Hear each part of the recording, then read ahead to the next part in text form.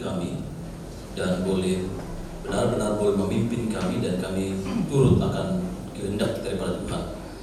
Dan biarlah pagi hari ini juga firman Tuhan boleh dinyatakan dan boleh berbicara pada setiap kami. Kami belajar taat Tuhan karena memang di dalam kecenderungan hati kami, hati yang jahat ini adalah hati yang kemudian menolak Tuhan, mengabaikan Tuhan. Dan kami mohon Roh Kudus tolong kami agar benar-benar fokus dan benar-benar ingin melakukan kebenaran firman Tuhan. Berkati hamba yang belum menyampaikan kebenaran firman Tuhan dan setiap jemaat-jemaat Tuhan, kami berkomitmen untuk boleh melakukannya. Di dalam nama Tuhan Yesus Kristus, kami menyerahkan pemberitaan firman Tuhan pagi hari ini. Amin. Shalom semuanya. Kita akan merenungkan firman Tuhan dengan tema Allah yang perkasa. Yesaya pasal yang ke-9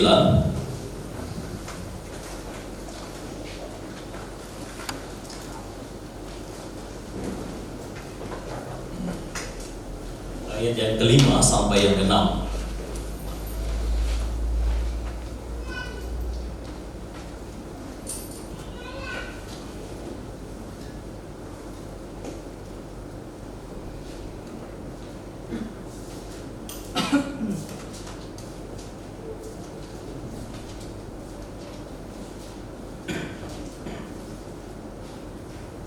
Kita akan baca bersama-sama. Yesaya pasal 9 ayat yang ke-5 dan yang ke-6. 1, 2, 3. Sebab seorang anak telah lahir untuk kita, seorang putra telah diberikan untuk kita. Lambang pemerintahan ada di atas bahunya, dan namanya disebutkan orang Penasihat Ajaib, Allah yang perkasa, Bapa yang kekal, Raja damai. Besar kekuasaannya dan damai sejahtera tidak akan berkesudahan di atas tahta Daud dan di dalam kerajaannya, karena ia mendasarkan dan mengokohkannya dengan keadilan dan kebenaran dari sekarang sampai selama-lamanya. Kecemburuan Tuhan semesta alam akan melakukan hal ini. Amin. Bapak Ibu yang terkasih, untuk bagian hari ini kita merenungkan Allah yang perkasa. Apa yang saudara bayangkan tentang Allah yang perkasa?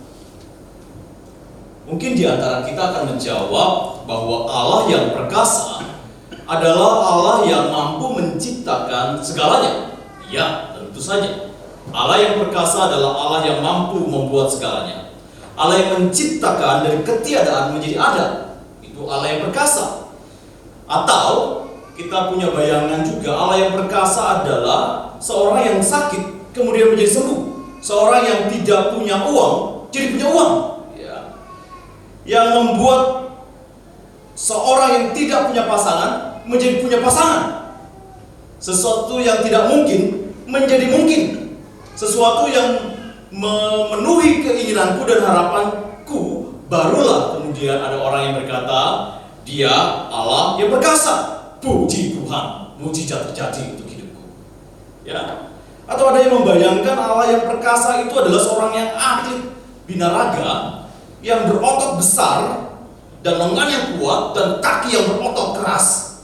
Kita membayangkan ketika saya merenungkan ini adalah seperti karakter Rambo, ya, Rambo atau Hulk dan film-film Marvel yang lain yang menampilkan karakter-karakter yang kuat. Di zamannya Rambo itu adalah sekali berondong mati semua. Pokoknya dia paling jago lah ya di zamannya. Saudara terkasih, namun ada yang menarik perhatian saya ketika saya mempersiapkan renungan ini, yaitu ada sebuah cerita mengenai tentang seorang yang berotot ketika diwawancarai oleh Marvin Griffiths Show, ya. Ya, saat itu ada seorang binaragawan yang diwawancarai, dan ketika seorang binaragawan itu datang masuk ke tempat pesta, ya, ke tempat show-nya, wah, penonton bertepuk tangan. Wih, luar biasa. Badannya besar sekali, ototnya banyak sekali, ya. Ini terlalu banyak ototnya, ya. Wih, tepuk tangan. Lalu sambil maju ke depan, sang binaragawan itu memperlihatkan ototnya. Makin berlegak-legok, itu makin tepuk tangannya luar biasa. Lalu pembawa acaranya mengatakan, saudara, untuk apa saudara menggunakan apa saudara menggunakan semua otot itu? Wah, si binaragawan itu agak bingung menjawabnya. Tetapi dia mencoba mengabaikan pertanyaan itu dan menepis kebingungannya. Ya, sambil berjalan lagi ke penonton, memperlihatkan punggungnya, lalu kemudian penonton bersorak-sorai kembali. Tetapi pembawa acara ini gak menyerah dan terus bertanya, untuk apa Anda menggunakan semua otot itu? Untuk apa? Ini kok pertanyaannya begitu terus ya. Sambil kemudian mengambil posisi duduk dan agak sedikit terpojokkan dengan pertanyaan itu, ia kembali memakai gerakan-gerakan seperti binaragawan, lalu kemudian bertepuk tangan lagi orang-orang di sekitarnya. Tetapi si pembawa acara itu terus mengatakan, untuk apa saudara menggunakan semua otot itu? Anda punya otot besar, tapi digunakan untuk apa? Karena pertanyaan ini pertanyaan yang menarik, bukan? Pertanyaan yang kadang-kadang juga membuat bingung daripada binaragawan. Untuk apa semua otot itu? Untuk apa kekuatan itu? Kalau kita kemudian tidak tahu untuk apa otot itu, maka sesuatu yang memang menjadi membingungkan. Binaragawan itu punya kekuatan, tetapi tidak punya tujuan. Untuk apa? Ya. Saudara, saya merasa perlu untuk mempertanyakan kepada kita semua, saudara, untuk apa memiliki sesuatu? Untuk apa? Untuk apa memiliki wajah ganteng atau cantik? Untuk apa? Untuk mempesona orang lain kah?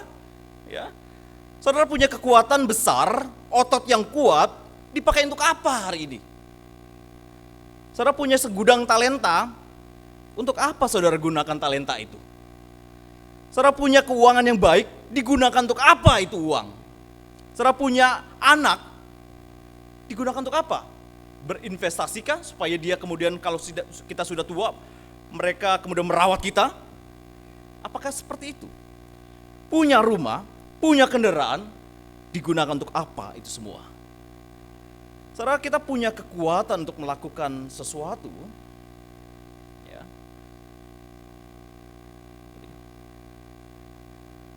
Kita punya kekuatan untuk melakukan sesuatu yang berguna dan bermanfaat.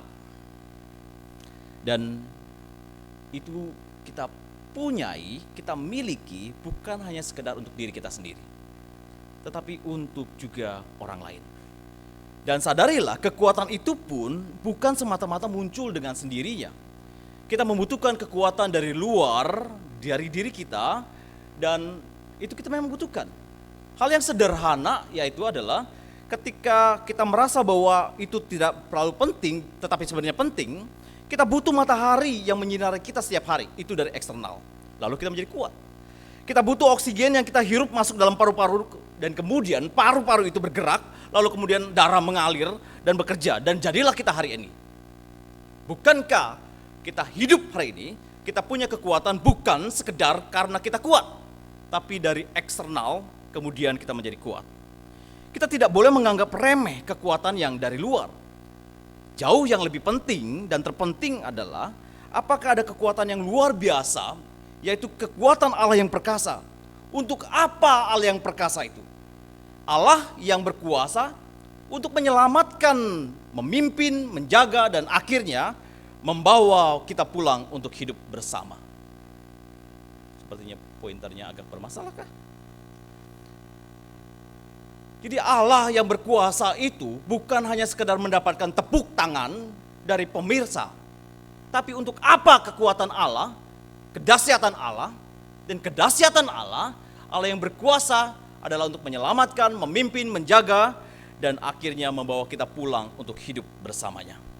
Nah, Kristus adalah Allah yang perkasa, bukan hanya senang menunjukkan otot-ototnya, meskipun dia tidak punya otot. Ya, meskipun dia tidak punya otot. Bukan mau show off dengan kebesaran dan kemuliaannya kepada alam semesta ini. Henry, aku tunjukkan ototku, supaya kamu tahu saya kuat. Agar mendapat tepuk tangankah dari saya, atau dari pemirsa, atau dari Bapak Ibu sekalian? Ya, bukan Allah yang narsis kemudian mendapatkan perhatian. Ya, Allah yang perkasa bukan hanya menunjukkan sebuah kedahsyatannya, lalu kita tepuk tangan untuk dia. Tidak. Otot-otot kemuliaannya melainkan ada satu tujuan. Kuasanya memiliki satu tujuan. Dan mari kita renungkan bagian ini dengan satu perkataan dengan kata perkasa atau mighty God. Saudara yang terkasih, kita ingin mendapatkan tepuk tangan yang meriah ketika kita menyelesaikan satu babak pertandingan yang menguras energi atau tenaga kita. Tapi bukan sekedar tepuk tangan, melainkan memang seorang yang perkasa. Di dalam sebuah istilah Ibrani itu berarti juara atau pahlawan. Ya, perkasa itu dalam bahasa Ibrani itu adalah juara atau pahlawan. Apa artinya? Artinya adalah seorang yang juara adalah seorang yang tetap bertahan setelah konflik atau pertarungan yang ia hadapi sampai selesai. Itu adalah orang yang perkasa, yang memasuki babak pertempuran dan menyelesaikannya sampai selesai. Nah, seorang juara adalah seorang yang dapat menyelesaikan semua tantangan meskipun dia babak belur, ya. Namun dia dapat melewati itu, dan itulah yang dilakukan Yesus. Tuhan kita ialah pahlawan yang pantas mendapatkan tepuk tangan dan pengagungan kita, karena bukan dia sekedar menunjukkan otot-otot kemuliaannya yang kekar menciptakan alam semesta ini yang begitu luar biasanya, melainkan ia melakukan hal yang sangat berguna untuk keselamatan saya dan saudara. Ia tunjukkan bahwa ia adalah Allah yang perkasa, yaitu Allah yang berguna bagi saya dan saudara. Itu poinnya. Namun dalam sejarah fisik, Yesus tidak dimunculkan seperti film-film hero, ya, yang perkasa, yang muncul kemudian dalam segala keluar biasaannya, bukan. Tapi dia dalam fisik yang terbatas. Ya. Mungkin dikatakan dia adalah bayi yang lemah. Yesus yang adalah Tuhan Maha Kuasa, itu kemudian membatasi dirinya bergantung kepada orang tuanya. Itu dependent, benar-benar bergantung. Ia mengalami proses digendong, ya. Ia diawasi oleh orang tuanya, mungkin juga dimarahin, lari-lari kemana-kemana begitu ya. Waktu kecil dia depend, dia lemah. Dan mungkin kita berpikir, kenapa sih harus buang-buang waktu melalui sebuah proses itu? Kenapa nggak muncul 30 tahun kemudian dia di hero yang langsung membantai semua bangsa-bangsa orang Filistin atau bangsa-bangsa yang kemudian menjajah orang Israel? 30 tahun baru muncul, dan setelah muncul, ia kemudian bukan hanya sekedar langsung gagal, otot-ototnya ditunjukkan, tapi justru ia dilecehkan, diejek oleh banyak orang, dirinya lemah, dan mungkin orang akan berkata, nggak mungkin dia Tuhan, terlalu lemah menjadi Tuhan. Kenapa nggak muncul seperti Rambo yang kemudian membantai semuanya? Kenapa nggak muncul seperti Hulk yang kalau marah kemudian hancurkan semuanya? Kenapa nggak muncul seperti itu Tuhan? Membayangkan hal itu bukan? Kenapa nggak muncul seperti itu? Dengan banyak hal yang kita lihat hari ini, film-film Marvel seperti hero, baru itu amazing. Itulah ide orang-orang pada saat itu juga. Dan mungkin juga ide kita mengenal Tuhan. Allah yang perkasa itu adalah Allah yang cepat-cepat mampu untuk menolong saya dari kesukaran.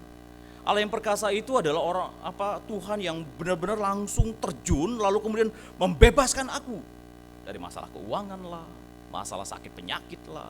Baru amazing Tuhan. Seperti itukah? Itu yang baru fantastik kah? Seperti gambaran film-film hero? Seperti itu yang ada di dalam benak kita kah? Gambaran seperti apa tokoh Yesus dalam benak kita dan harapan kita? Nubuatan Yesaya itu sebenarnya menggambarkan bahwa ada seorang bayi yang akan membebaskan umatnya.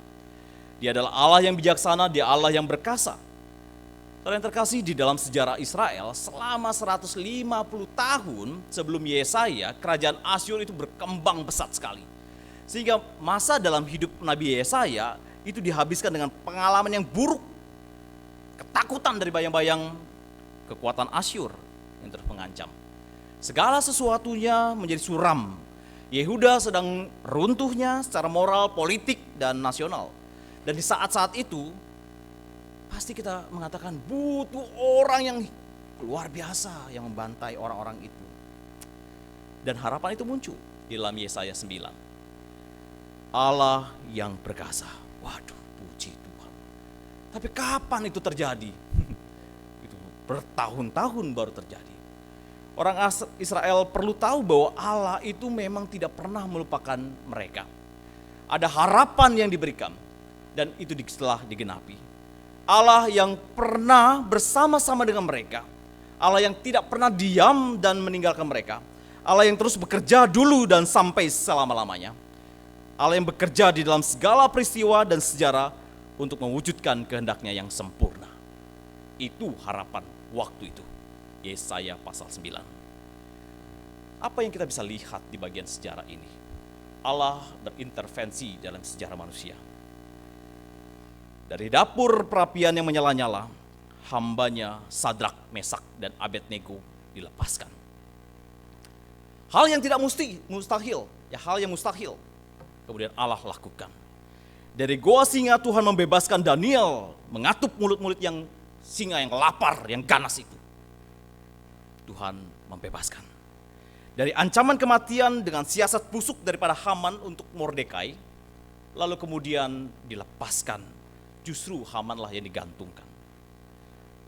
Saudara yang terkasih, dari seorang anak bapak yang dikasihi menjadi tahanan, menjadi budak, yaitu Yusuf, di dalam tangan Tuhan yang perkasa, dipakai untuk memberikan kehidupan bagi keluarga dan berbagai bangsa pada saat itu.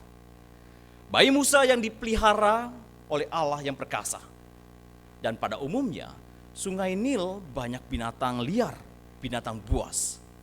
Namun justru kemudian dia diangkat anak, diangkat anak oleh permasyuri Firaun. Saudara, bukankah Tuhan berintervensi dari sejarah manusia?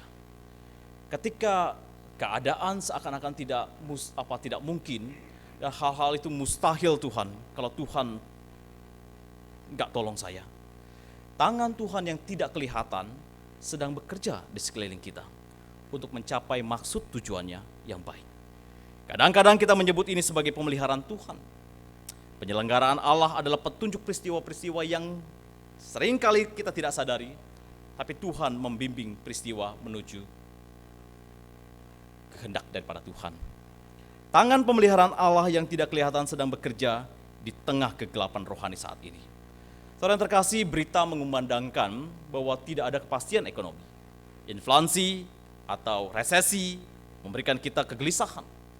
Namun bukankah tangan Tuhan, pemeliharaan Tuhan yang tidak kelihatan sedang bekerja di tengah ketidakpastian zaman ini? Amin. Bukankah Allah hari ini bekerja untuk setiap kita yang sedang kuliah? Bukankah Allah sedang bekerja bagi kalian yang sedang tidak dapat kerjaan? Bukankah Allah juga bekerja untuk setiap kita? Yang usaha, yang bisnis, yang sedang lesu, bukankah ada tangan Tuhan yang tak kelihatan itu tetap merenda, tetap memegang kendali hidup kita? Ya Tuhan yang tidak pernah tertidur dan kasih-Nya yang tak terukur. Iman kita kepada Kristus bertumpu pada pijakan yang pasti. Dan Ia berkata, Ia adalah Immanuel, Allah yang beserta kita. Itulah Allah yang perkasa. Tuhan yang tidak kelihatan, tetapi tangan dan karyanya itu jelas bagi setiap kita. Bukankah kita merasakan hari ini? Bukankah hari ini kita ada karena anugerah Tuhan? Yang berikutnya adalah Allah yang perkasa adalah Allah yang bekerja di dalam segala peristiwa meskipun kita tidak melihat atau memahaminya. Dan itu berulang-ulang. Saudara yang terkasih, jika kita percaya dan meyakini bahwa Dia adalah Allah yang perkasa dalam segala peristiwa, dalam sejarah hidup kita, masihkah kita memiliki sebuah keyakinan bahwa Dia adalah Allah yang baik? Masihkah kita tawar hati? Masihkah kita menganggap Ia tidak peduli dengan sejarah hidup kita? Masihkah kita mengabaikan Dia? Masihkah kita memakai cara kita untuk bekerja? Masihkah kita mengabaikan Dia atau tidak memfokuskan perhatian kita kepada Dia?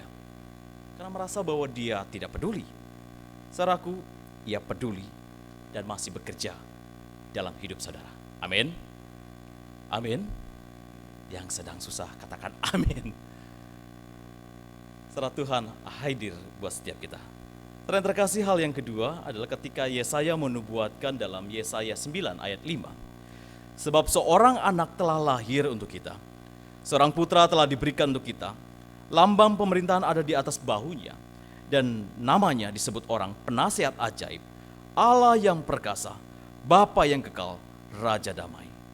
Allah yang perkasa adalah Yesus yang telah menggenapi nubuatan ini. Lukas 1 ayat 31 berkata, sesungguhnya engkau akan mengandung dan akan melahirkan seorang anak laki-laki, dan hendaklah engkau menamai dia Yesus. Ia akan menjadi besar dan disebut anak Allah yang maha tinggi.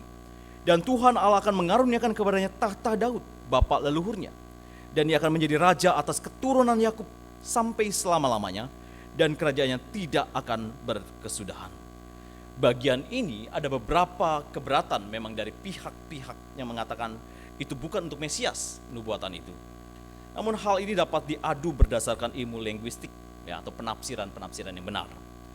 Filipi 2 ayat 9 berkata, itulah sebabnya Allah sangat meninggikan dia dan mengaruniakan kepadanya nama di atas segala nama, supaya di dalam nama Yesus bertekuk lutut segala yang ada di langit dan yang ada di atas bumi dan yang ada di bawah bumi, dan segala lidah mengaku Yesus Kristus adalah Tuhan bagi kemuliaan Allah Bapa.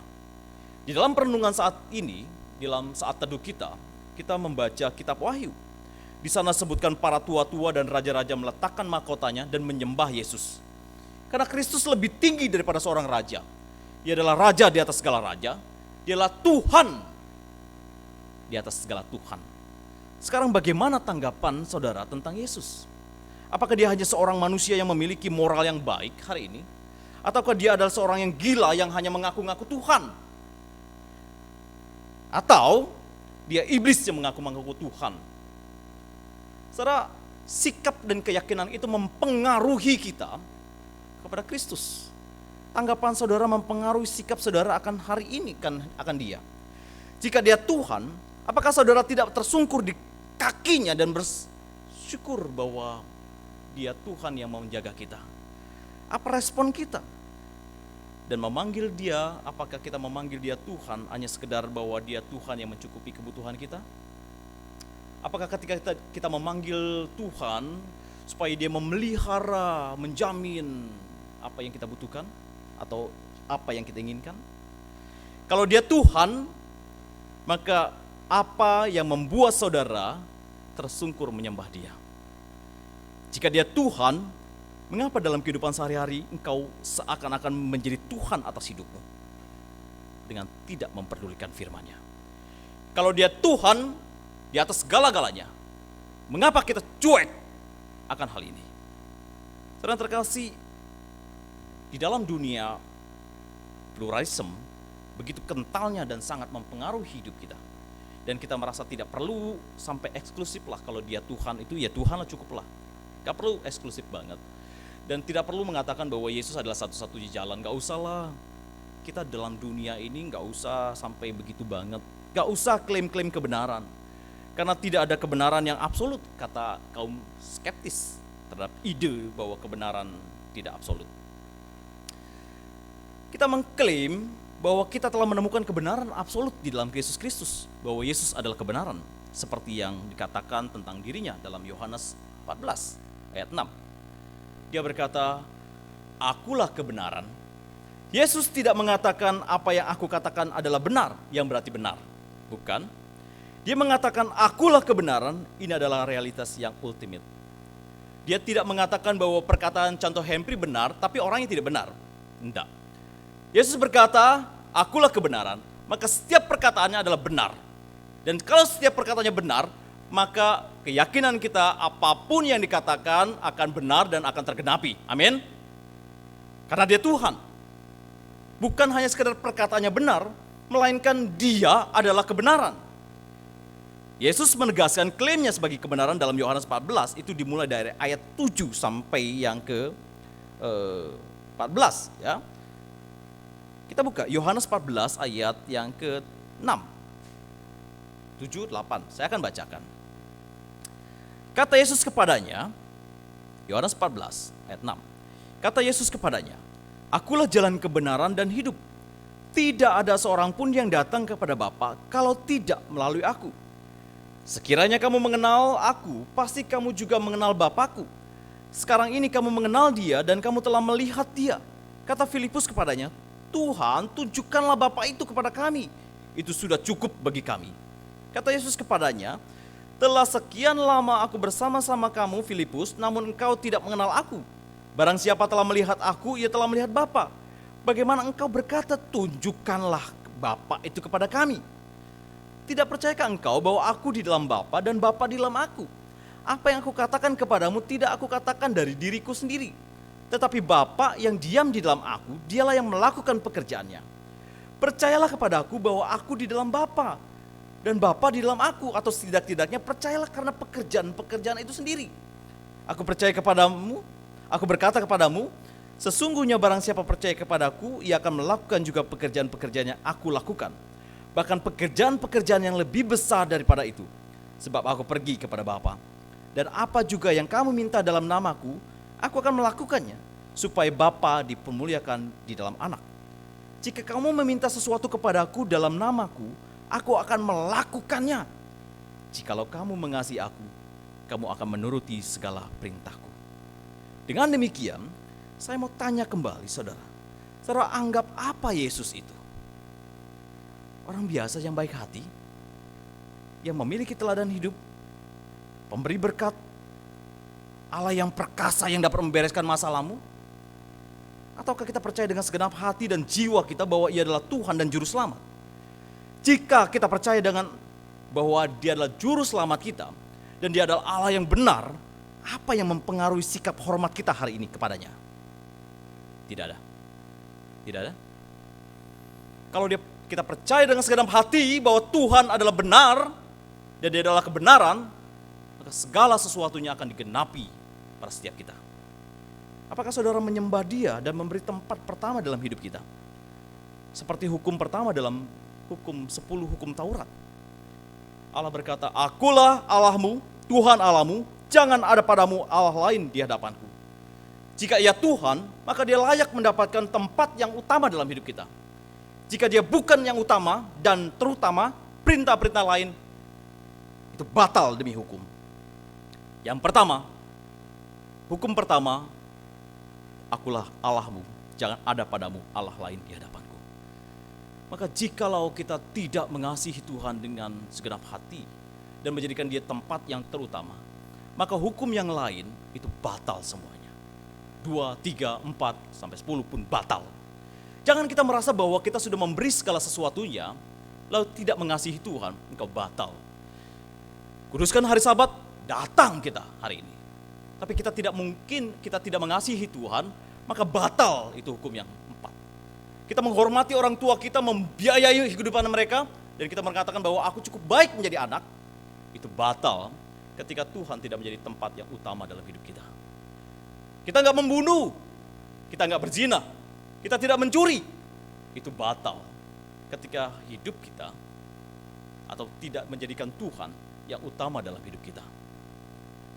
Menjelang Natal, di mana Yesus dalam hatimu? Di mana? Dapatkah kita masih melihat palungan yang sederhana itu telah menjadi tempat yang pertama Dia hadir dalam dunia ini? Palungan menjadi tempat yang sederhana. Kenapa Tuhan hadir di tempat palungan? Mengapa? Karena tidak ada tempat. Kenapa tidak ada tempat? Karena tempatnya telah penuh, dikatakan. Tidak ada penginapan. Di manakah Allah yang perkasa dalam hatimu? Telah sesakkah dengan segala urusanmu? Memikirkan apa yang kita dapatkan hari ini? Hadiah apa? Pesta apa yang kita dapat kerjakan tahun ini, yang kita dapatkan? Natal ini kesannya apa? Apa yang kita dapat? Bukan apa yang kita berikan kepada Kristus. Hadiah apa yang kita dapat hari ini, tahun ini? Healing apa yang kemudian kita rencanakan hari ini? Sudahkah kita jadikan tiap Advent, yaitu penantian membersihkan hati dan pikiranku karena Kristus mau tinggal dalam hidup kita? Saudara, Ia bukan bayi yang lucu. Dulu memang lucu, ya. Kalau sekarang anak-anak tuh masih kecil lucu. Tapi kalau sudah besar, makin menggemaskan, makin kadang-kadang mengesalkan. Yesus bayinya lucu sekali tuh, ya lucu sekali di palungan, diam-diam, tenang-tenang, ya. No, dia nggak begitu terus. Dia kemudian bertumbuh, dia kemudian menjadi dewasa dan siap membawa penghakiman atas manusia yang mengabaikannya. Dia bukan bayi yang lucu terus-menerus. Dia adalah hakim atas kita semuanya. Dialah Tuhan yang kita percaya adalah Tuhan, dan dia berhak untuk menghakimi setiap kita. Setelah dia adalah Allah yang perkasa, ingin menjadi yang pertama dalam relasi kita. Dia ingin menjadi pertama dalam penggunaan waktu kita. Dia ingin menjadi yang pertama dalam penggunaan uang kita. Dia ingin menjadi yang pertama dalam hidupmu dan saya. Ini yang harus mempengaruhi hidup kita. Jika kita yakin dia adalah Allah yang perkasa, maka dia menjadi utama dalam setiap hidup kita. Dan yang ketiga adalah Allah yang perkasa. Allah yang perkasa adalah Allah yang bekerja di dalam kelemahan kita. 2 Korintus 4 ayat yang ke-7. Tetapi harta ini kami punyai dalam bejana tanah liat, supaya nyata bahwa kekuatan yang melimpah-limpah itu berasal dari Allah, bukan dari diri kami. Dalam segala hal kami ditindas, namun tidak terjepit. Kami habis akal, namun tidak putus asa. Kami dianiaya, namun tidak ditinggalkan sendirian. Kami dihempaskan, namun tidak binasa. Kami senantiasa membawa kematian Yesus di dalam tubuh kami, supaya kehidupan Yesus juga menjadi nyata di dalam tubuh kami. Seperti saya sampaikan dalam pendahuluan, bahwa kalau hari ini kita ada, bukan karena kekuatan kita, melainkan karena ada kekuatan yang di luar kita yang masuk dan memberikan kita kekuatan untuk melakukan segala perkara. Saudara, saya tahu bahwa hari ini kita memang sedang kesulitan banyak hal. Usaha yang tidak maju-maju, kuliah yang mungkin sudah sedang masuk dalam putus asa. Di dalam pelayanan-pelayanan pun kadang-kadang saya bisa tawar hati. Saya bilang sama Contoh Berta, kenapa ya pipi saya ini agak kedut-kedut ya beberapa hari ini. Lalu dia cek-cek di Google. Saya masuk dalam area atau wilayah stres. Nggak tahu kedut-kedut ya, mudah-mudahan nggak kena stroke. Ini mendahului open nanti ya. Saudara, beneran, saya agak lelah loh. Lelah bukan hanya sekedar pelayanan di tempat ini, tapi lelah juga pelayanan di BKSHG. Hamba-hamba Tuhan susah untuk diatur. Hamba-hamba Tuhan bisa saja saling konflik dengan yang satu dengan lainnya. Luar biasa. Kota Bengkulu yang tercinta ini, ya. Saudara, tetapi Filipi 4 ayat 13. Segala perkara dapat kutanggung di dalam Dia yang memberikan kekuatan kepadaku. Amin. Sadarilah, tanpa Tuhan beserta kita tidak ada sebagaimana kita hari ini ada. Waktu pandemi marak, dan kita hampir semua mengalami kepanikan. Mengapa? Karena kalaupun ada yang terjangkit, kita sulit untuk mendapatkan pertolongan. Entah itu pertolongan dari Amel, dokter, ya, atau dokter-dokter yang lain, kita sulit. Karena dokter juga tidak berani mendekati kita. Ya. Mereka tidak dapat diandalkan. Oksigen langka. Ada seorang yang berkata bahwa ada seorang bos yang punya bukan pabrik atau agen besar oksigen, tapi justru mati karena COVID, karena kekurangan oksigen. Itu luar biasa. Ngerti? Ya. Ada uang seakan tidak berguna untuk menolong jiwa yang sedang dipertaruhkan. Mighty God, Allah yang perkasa itu yang telah bekerja dalam kita. Musa di dalam segala kelemahannya, dan Tuhan berkata, apa yang di tanganmu itu Musa? Tongkat. Hanya tongkat. Tapi hal yang sederhana, namun mengalami mujizat yang dianggap hal yang biasa. Dia pukul, dia kemudian bisa belah lautan. Sabgar, Hakim 3 ayat 31.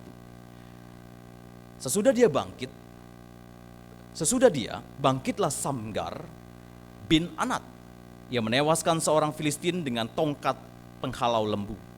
Berapa yang dibunuh? 600 orang banyaknya. Demikianlah ia juga menyelamatkan orang Israel. Dengan apa? Hanya dengan tongkat penghalau lembu. Raja Daud dengan ketapelnya yang dianggap lucu oleh Goliat. Kamu datang denganku dengan pakai Goliat, apa dengan ketapel? Lucu kamu ya, lucu. Tetapi ia berhasil mengalahkan dengan nama Tuhan yang perkasa. Dan ia kemudian menang dan dapat bersorak-sorak. Orang-orang Israel pada saat itu. Seorang anak kecil yang hanya membawa 5 roti dan 2 ikan kepada Yesus. Makan siang itu seakan-akan tidak berarti untuk memberikan makan yang 5.000 orang itu. Tapi ia datang kepada Tuhan dan kemudian Tuhan memberkatinya. Dan ia memberikan makan 5.000 bahkan lebih. Dia adalah Allah yang perkasa memakai saudara dalam keterbatasan. Yang sangat terbatas, namun di tangan yang mulia, itu menjadi luar biasa. Saudara, respon apa sikap saudara telah memahami Allah yang perkasa ini? Saudara lemah? Iya. Saya lemah? Iya. Seperti tadi saya kasih gambar tangan. Tangan tidak akan menjadi apa-apa kalau tidak ada tangannya di dalamnya. Sarung tangan tidak menjadi apa-apa kalau tidak ada tangannya di dalamnya. Kita adalah orang yang lemah. Kita terbatas, kita stres. Kita rasa-rasanya ingin menghadapi ini dengan solusi apa Tuhan? Capek. Kita berkeluh kesah di hadapan Tuhan. Tapi biarkan tangan Tuhan yang ada dalam hidup kita yang membuat kita menjadi berhasil. Amin. Secara lelah, saya pun lelah. Secara tawar hati, mungkin juga saya juga akan bisa tawar hati. Secara biarkan Allah yang perkasa memakai saudara di dalam sebuah keterbatasan dan menjadi yang sangat tidak terbatas. Maka engkau dan saya mengakui bahwa di dalam aku, Tuhanlah yang bekerja. Ikuti prosesnya dan jangan mencoba bermain instan. Jangan mencoba bermain instan. Yesus ikuti prosesnya dalam sebuah ketaatan kepada Bapa. Lahir menjadi bayi yang depend dengan orang tuanya. Dia belajar taat, dia belajar untuk dengar orang tuanya, dia belajar untuk taat benar kepada Bapa, dan dia belajar benar. Meskipun dia adalah Allah yang perkasa di dalam inkarnasi, dia tetap belajar berproses.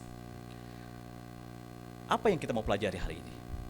Yang kita mau pelajari adalah ketika kita percaya pada Allah yang perkasa, jangan bersikap arogan atau mencoba memaksa Tuhan memakai cara kita.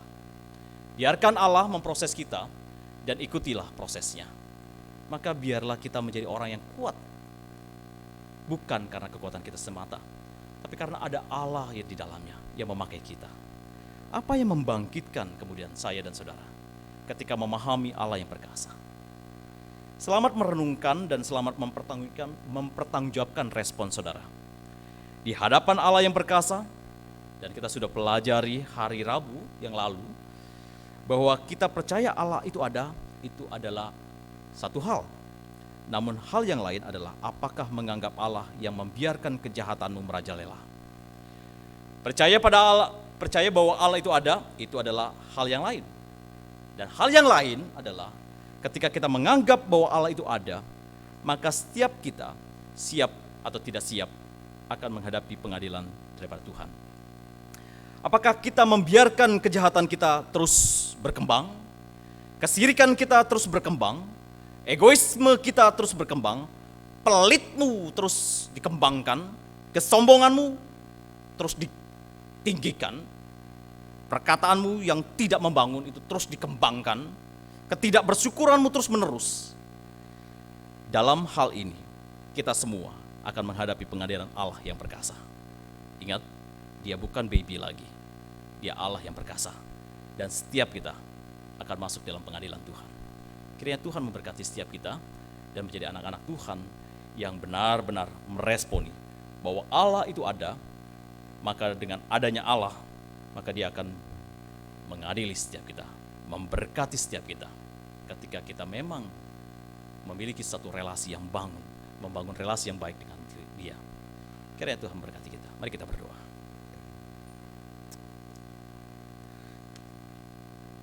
Bapa Surgawi, setiap kami punya pemahaman yang mungkin mirip-mirip Tuhan. Kami ingin punya Allah yang perkasa, Allah yang instan menolong kami Tuhan. Modal sudah habis Tuhan, kekuatan kami sudah habis Tuhan. Mungkin kami juga berpikir sudah habis Tuhan, dengan cara apa lagi Tuhan?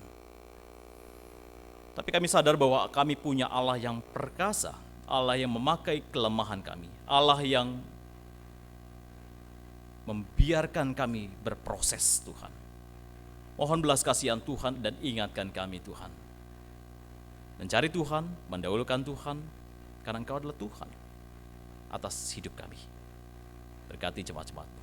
Di dalam nama Tuhan Yesus Kristus, kami mengucap syukur. Amin.